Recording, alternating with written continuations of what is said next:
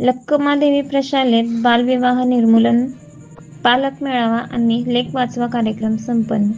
UNICEF संस्थेच्या संयुक्त विद्यमाने आणि अस्तित्व समाज विकास व संशोधन संस्थेच्या वतीने दक्षिण सोलापूर येथील दरगणहळ्ळी या गावामध्ये लक्कमादेवी प्रशालेमध्ये इयत्ता 8वी, 9वी आणि 10वी या विद्यार्थ्यांमध्ये बालविवाह निर्मूलन आणि लेख वाचवा याविषयी कार्यशाळा पार पडली.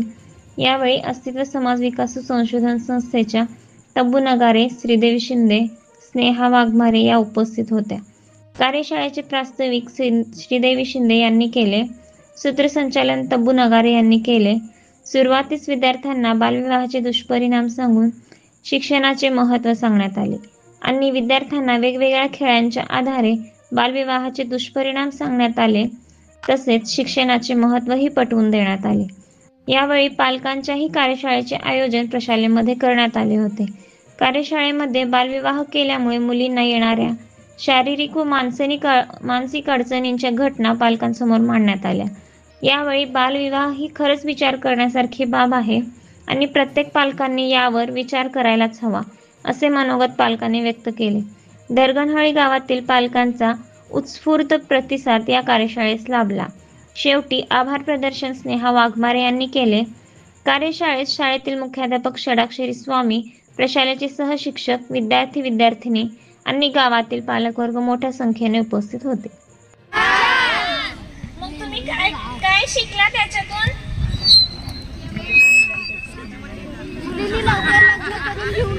काय शिकलात?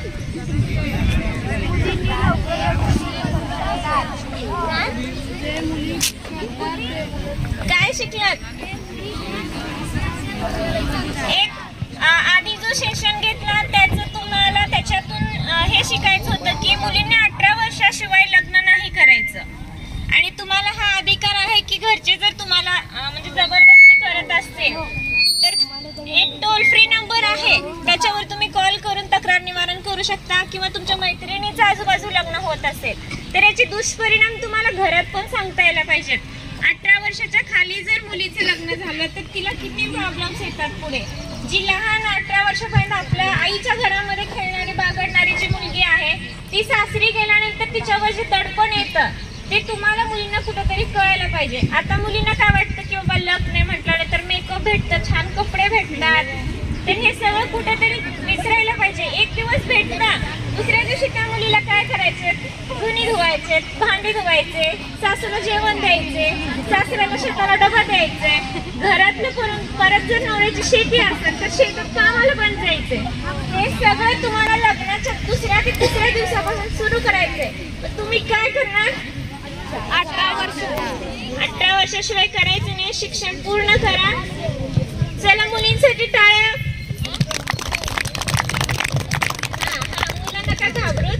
आणि आता मुलांचं कसं असतं, आता तुमच्या सगळ्यांच्या घरी बहिणी आहेत तर आई काय करते, सगळं काम बहिणीला सांगते, फरशी पूस, हे कर ते कर. तर कुठेतरी तुम्ही बदला की मी पण आई तुझ्या पोटातून आलोय, ती पण पोटातून आलीये, तिच्या सोबत काम मी पण करतो, मला पण सांग. आई काय करते म्हणजे घरातूनच येतं लहानपणापासूनच की मुलानं हे केलं पाहिजे आणि मुलीनं ते केलं पाहिजे. हे कुठेतरी बदलायला पाहिजे.